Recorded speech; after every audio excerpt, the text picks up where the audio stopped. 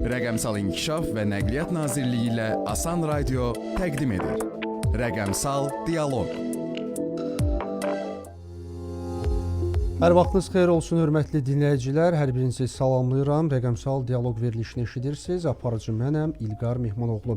Proqram Rəqəmsal İnkişaf və Nəqliyyat Nazirliyi ilə Asan Radionun birgə layihəsidir. Bizi izləmə imkanınız da var. Asan Radio və Nazirliyin Facebook səhifələrində video formatda canlı yayımdayıq. Suallarınızı şərh bölməsinə, eyni zamanda 070 65 56 100 WhatsApp nömrəsinə yaza, eyni zamanda 012 56 56 100 şəhər nömrəmizə ünvanlaya bilərsiniz. Bugünkü mövzumuz sifarişli sərnişin daşımanın qaydalarıdır. Qonağım Azərbaycan Yerüstü Nəqliyyat Agentliyinin İctimai Nəqliyyat Şöbəsinin müdiri Emin Məcidovdur. Emin müəllim, salam, xoş gəlmisiniz. Salamlayıram bütün dinləyicilərimizi, təşəkkür edirəm dəvətə görə. Emin müəllim, bildirilir ki, sərnişin daşınması sahəsində sifarişlə də sərnişinlərin daşınması həyata keçirilir. Bunu necə tənzimləyirsiniz? Ümumiyyətlə necə tənzimlənir? Ümumiyyətlə mən qeyd edim ki, sahibkarlıq fəaliyyətinin müxtəlif növləri var ki, həmin fəaliyyət növündə icazə tələb olunur və sözsüz ki, sərnişin daşıma sahəsində də bu tələb var və sərnişin daşıma sahəsi iki hissəyə bölünür bu fəaliyyət növündə. Var müntəzəm daşımalar, var qeyri-müntəzəm daşımalar. Müntəzəm daşımalar əsasən hərəkət cədvəli olan və pasportla təmin edilmiş daşıma növüdür və bunlar bəllidir. Bunun müsabiqə əsasında bu marşrutlar verilir. Misal üçün paytaxtda fəaliyyət göstərən avtobusları bilirsiniz? Bəli, misal olaraq adi marşrutlar, bildiyimiz marşrutlar. Digər növü isə qeyri-müntəzəm daşımadır, hansı ki bunlar sifariş əsasında həyata keçirilir və bu daşıma növünü həyata keçirmək üçün müvafiq icazə alınmalıdır və avtomobil nəqliyyat haqqında qanununa da əsasən həmin fəaliyyət növündə daşıyıcı ilk öncə buraxılış vəsiqəsi almalıdır və hər bir nəqliyyat vasitəsi üçün də buraxılış kartı əldə etməlidir və bunu Ayna informasiya sistemində e-xidmət Ayna Qovaz saytına daxil olaraq daşıyıcı alt sistemi var. Bura müraciət eləyərək bəli, elektron şəkildə buraxılış vəsiqəsini əldə edirlər və həmçinin də hər bir nəqliyyat vasitəsi üçün də buraxılış kartı həmin informasiya sistemindən əldə edilir. Buraxılış vərəqəsini almaq neçə müddət tələb edir, yoxsa elə dərhal verilir? Baxılır, onun bir neçə gün müddəti var və müraciət olunur, ödənişsizdir müraciət. Zəruri sənədlər var və orada təlimatlar var, təlimatlarla tanış olunur. Yüklədikdən sonra baxılır və bununla bağlı da müvafiq icazə verilir həmin daşıyıcı. Və yalnız buraxılış vərəqəsini alan şəxslər bu tip daşımaları həyata keçirə bilər, yoxsa başqa şərtlər də var? Buraxılış vəsiqəsi və buraxılış kartını alan şəxslər həmin daşıma növünü həyata keçirə bilərlər. Qeyd edim ki, avtomobil nəqliyyatı haqqında qanuna əsasən də həmin daşıma növü sifariş bağlanmış müqavilə əsasında sifarişlə həyata keçirilmiş daşımalardır və əsasən qeyd edim ki, turizm, ekskursiya tipli daşımalar, kütləvi tədbirlər və istirahət yerlərinə olan daşımalar və qeyri-müntəzəm daşımalara aid olmayan sərnişin daşımaları sifarişlə olan daşımalar sayılır, yəni qeyri-müntəzəm daşımalar sayılır. Və göründüyü kimi də həmin daşımalarda müntəzəm daşımalara mane olmamalıdır və sifarişlə həyata keçirilən bir daşımalardır. Müəllim, sir deyil ki, qanunsuz fəaliyyət göstərənlər də var. Bəzən insanlarda belə bir fikir formalaşır ki, mən niyə buraxılış vərəqəsi almalıyam? Onsuz da digərləri qanunsuz olaraq fəaliyyət göstərirlər, mənim buna vaxtım gedəcək və s. və ilaxır. Sualım belədir ki, həmin şəxslər, yəni qanunsuz fəaliyyət göstərənlər hansı cəza gözləyir və ümumiyyətlə nəzarət necədir bu prosesə? Ümumiyyətlə bu prosesə nəzarət var və İnzibati Xətalar Məcəlləsinin müvafiq maddələri ilə də həmin fəaliyyət növü buraxılış vəsiqəsi və buraxılış kartı almadığına görə cərimələr nəzərdə tutulub. Buraxılış vəsiqəsi almayan şəxslər, yəni fəaliyyət göstərdi, ödənişi belə deyək də icazəsini almadan fəaliyyət göstərən şəxslərə görə İnzibati Xətalar Məcəlləsinə görə 300 manatdan 1200 manata kimi cərimə nəzərdə tutulub. Buraxılış kartına görə də almayan şəxslərə 50 manat məbləğində cərimə nəzərdə tutulub. Yəni bununla bağlı müvafiq cərimələr nəzərdə tutulub və bəzən biz görürük ki, müəyyən şəxslər var ki, icazə almadan fəaliyyət göstərir və bunlar müntəzəm marşrutların da fəaliyyətinə maneə törədirlər. Dayanacaqlarında saxlayırlar, xəttin üzərində fəaliyyət göstərirlər və hər bir halda qeyri-müntəzəm daşımalar müntəzəm sərnişin daşımalarına maneə törətməməlidir. Fəaliyyətinə xələl gətirməməlidir və bununla bağlı da cərimələr nəzərdə tutulub. İnzibat xətalar məcəlləsinə uyğun olaraq həm hərəkət sxemini təkrarladıqda, eyni zamanda da dayanacaqlarına daxil olduqda, yəni bununla bağlı da müvafiq cərimələr nəzərdə tutulub. Bəs bu məsələdə, yəni nəzarət məsələsi də aynanın səlahiyyətlərinə daxildir yoxsa digər qurumlar? Ayna tərəfindən digər qurumda var, ümumiyyətlə icazə almayan şəxslərlə bağlı, həmçinin də müvafiq maddələrində də ayna tərəfindən də nəzarət həyata keçirilir. Təşəkkür edirəm müəllim. Söhbətimiz davam edəcək. Yeni qoşulanlar üçün xatırladım ki, Asan Radioda rəqəmsal dialoq verilişini eşidirsiniz. Aparıcı mənəm İlqar Mehmanoğlu. Bugünkü mövzumuz sifarişli sərnişin daşımanın qaydalarıdır. Qonağım Azərbaycan Yerüstü Nəqliyyat Agentliyinin İctimai Nəqliyyat Şöbəsinin müdiri Emin Məcidovdur. Söhbətimiz davam edəcək. İndi isə qısa fasiləyə ayrılırıq. Bir sual, bir cavab. Yaşı 18-dən yuxarı olan şəxs soyadın dəyişdirilməsi üçün hansı sənədlərdən müraciət etməlidir? Ailə Məcəlləsinin 189-cu maddəsinə əsasən Azərbaycan Respublikası vətəndaşlarının öz adını və soyadını, atasının adını dəyişdirməsinə 18 yaşına çatdıqdan sonra yol verilir. Soyadın kökdən dəyişdirilməsi ilə bağlı istənilən Asan Xidmət Mərkəzinə müraciət edilə bilər. Müraciət zamanı şəxsiyyət vəsiqəsi və onun notariat qaydasında təsdiq olunmuş surəti, doğum haqqında şəhadətnamə, vətəndaş evlidirsə, nikah haqqında şəhadətnamə, nikahı pozulubsa, nikahın pozulması haqqında şəhadətnamə, vətəndaşın yetkinlik yaşına çatmayan uşaqları varsa, onların doğum haqqında şəhadətnaməsi, ilkin hərbi qeydiyyata alınma haqqında vəsiqənin və ya hərbi biletin notariat qaydada təsdiq edilmiş surəti 2 ədəd 3/4 ölçüdə rəngli fotoşəkil təqdim edilir. Soyadın dəyişdirilməsinin qeydə alınması üçün 15 manat dövlət rüsumu ödənilir. Müvafiq dövlət orqanına sorğu verilməsi əsasında adın dəyişdirilməsinin qeydə alınması ilə əlaqədar vətəndaşlıq vəziyyəti aktlarının qeydiyyatında dəyişikliklər edilmişsə, əvvəllər verilmiş şəhadətnamələr ləğv edilir və onların əvəzində qeydiyyatda dəyişikliklər nəzərə alınmaqla yeni şəhadətnamələr verilir. Hər bir təkrar şəhadətnamənin verilməsi ilə bağlı 3 manat məbləğində dövlət rüsumu ödənilir. Sözü gedən xidmətlə bağlı etibarnamə ilə səlahiyyətli nümayəndə də müraciət edə bilər. Etibarnamə onlayn qaydada təsdiq edilibsə, onun surəti təqdim edilir. Yaxud başqa ölkədən əldə edilibsə, etibarnamə müvafiq qaydada rəsmiləşdirilmiş olmalıdır. Notariat qaydasında təsdiq və Azərbaycan dilinə tərcümə edilmiş şəkildə təqdim edilməlidir. Bir sual, bir cavab.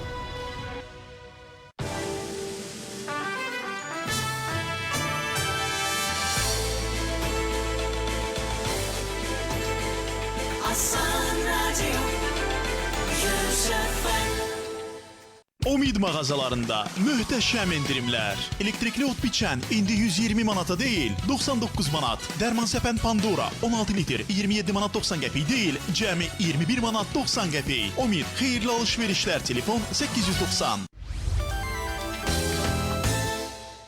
Asan Radioda reklam.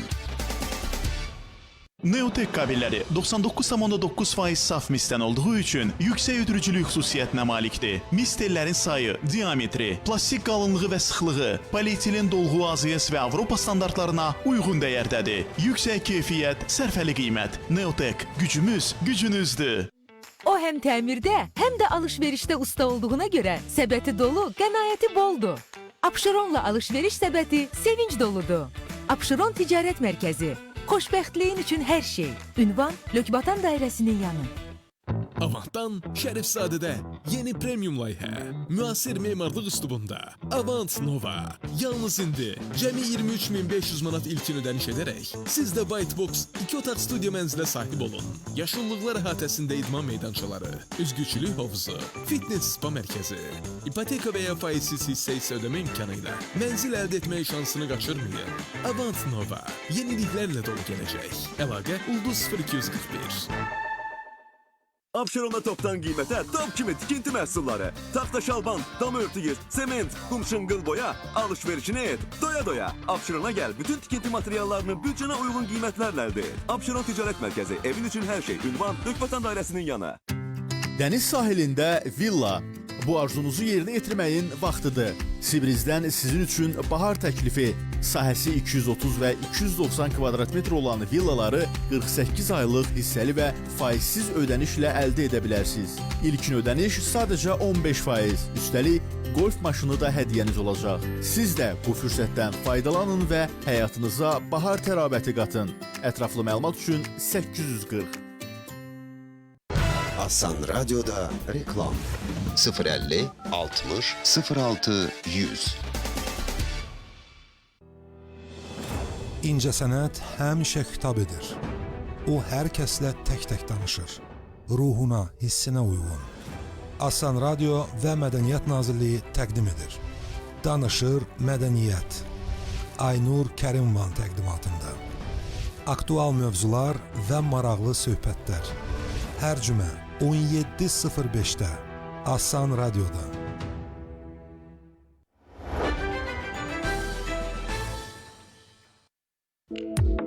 Rəqəmsal İnkişaf və Nəqliyyat Nazirliyi ilə Asan Radio təqdim edir. Rəqəmsal Dialoq. Yeni qoşulan dinləyiciləri salamlayıram. Rəqəmsal Dialoq verilişini eşidirsiniz. Aparıcı mənəm İlqar Mehmanoğlu. Qonağım isə Aynanın İctimai Nəqliyyat Şöbəsinin müdiri Emin Məcidovdur. Biz sifarişli sərnişin daşımanın qaydaları barədə danışırıq. Mövzumuzu daha sadə izah eləsək, misal üçün də müxtəlif ünvanlardan manatlıq taksi adlandırdığımız taksilər fəaliyyət göstərir ki, baxın bu taksilər mövzumuzda, eyni zamanda rayonlara belə taksilər fəaliyyət göstərir. Biz bu gün bu barədə danışırıq. Emin müəllim, sifarişli sərnişin daşınması üçün formulyar doldurulması tələbi də yaradılıb. Formulyar nədir ümumiyyətlə? Bunu necə sadə, asan dildə izah edə bilərik və nə üçün istifadə olunmalıdır? Formulyar həmin sifarişli sərnişin daşımada elektron formada doldurulan bir sənəddir ki, yəni burada sərnişinlər barədə məlumatlar əlavə olunur və digər məlumatlar əlavə olunur. Yəni bu formulyar vasitəsilə müvafiq icazə almış və sifarişi həyata keçirmək istəyən şəxslər formulyar vasitəsilə bəyan edirlər hansı istiqamətdə sərnişin daşımayacaqlar və hansı sərnişinləri daşıyacaqlar və ümumən məlumatlar həmin formulyar vasitəsilə bəyan olunur və qeyd edim ki, formulyarın forması Nazirlər Kabineti tərəfindən artıq təsdiqlənib və Ayna informasiya sistemində e-formulyar alt sistemi yaradılıb ki, elektron formada həmin sistem vasitəsilə formulyar doldurulması mümkündür. Ümumiyyətlə bu formulyar bizə ümumən bu sahədə ümumi bir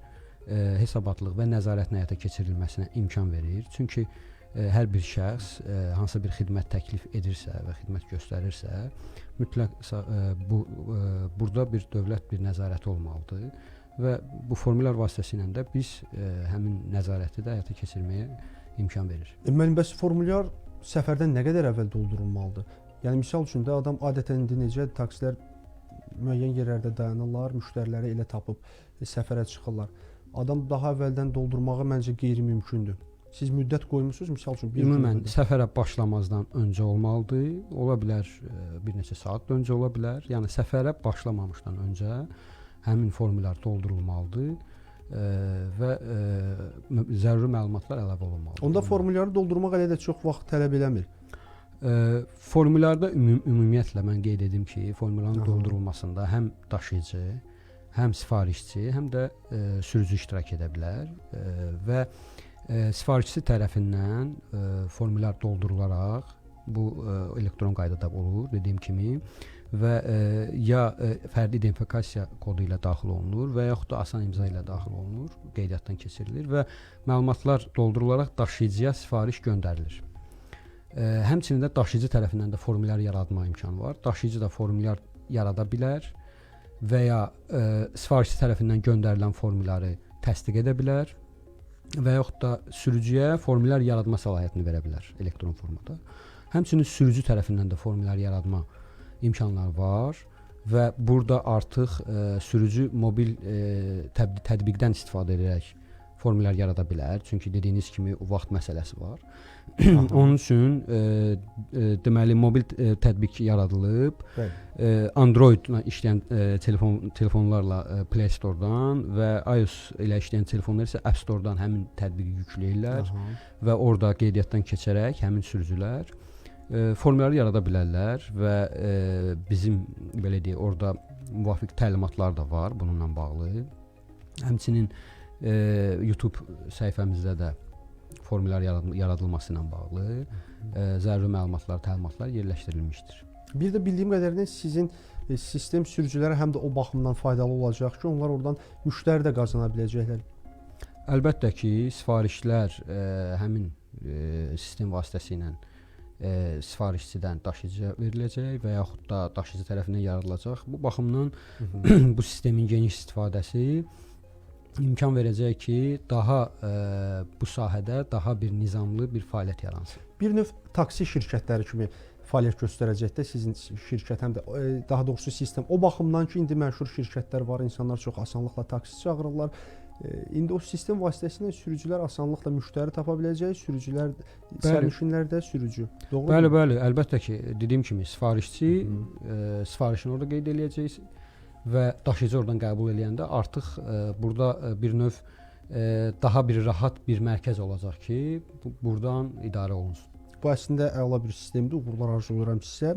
Bir də Emin müəllim, sizdən soruşmaq istəyirəm. Məsələn, şəxs qanuni daşıyıcıdır, qeyri-müntəzəm daşıyıcı kimi buraxılış kartı və vəsiqəsi ilə təmin olunub, amma sifarişi həyata keçirərkən formulyar doldurmur.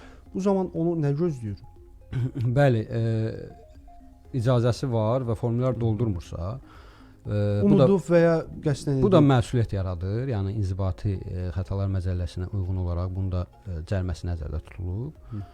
Çünki müvafiq sahə üzrə əgər bir şəxs fəaliyyət göstərirsə, icazəsini alıbsa, artıq burada qanun da tələbi ona deyir ki, həmin sərnişinlər bəyan eləməlidir, sifarişini yaratmalıdır və buna görə də doldurmayan şəxslərlə bağlı qanuna müvafiq tədbir nəzərdə tutulub. Müəllim, siz prosesin içindəsiz də bilirsiniz.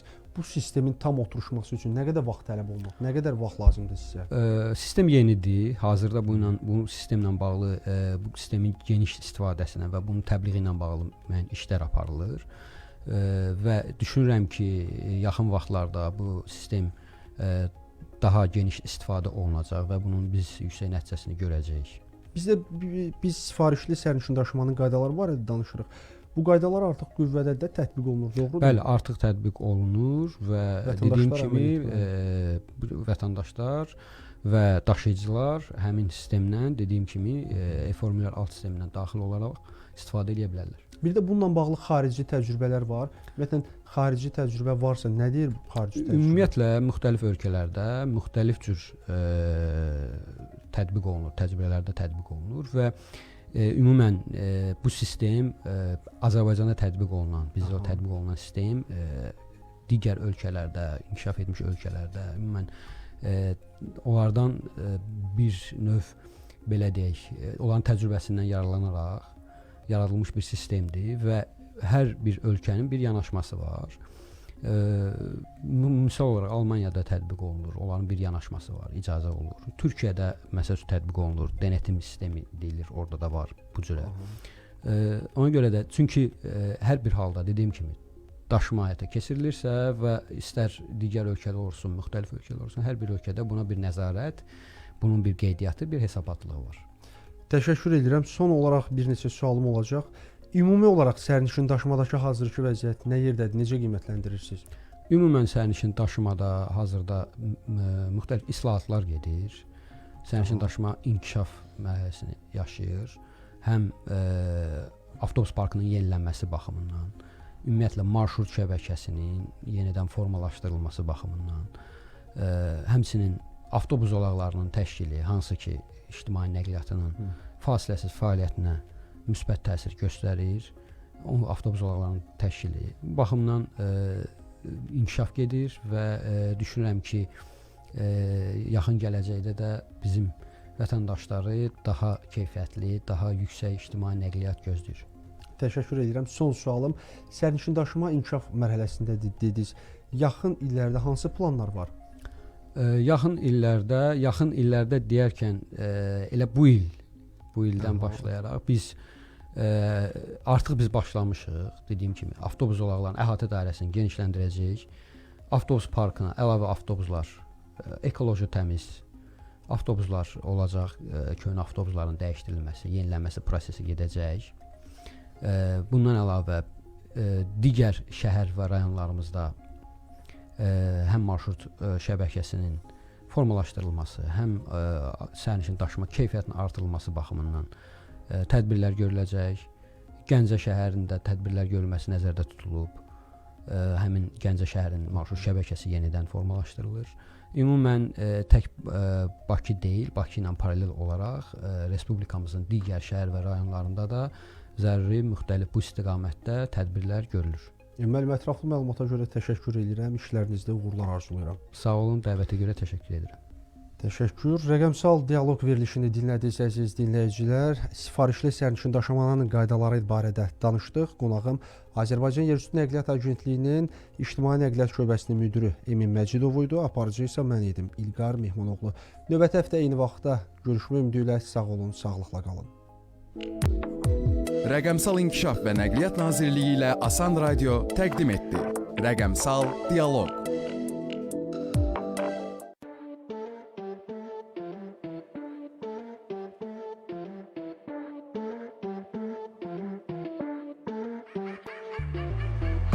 Paranoyam mənim doğrularım deyil.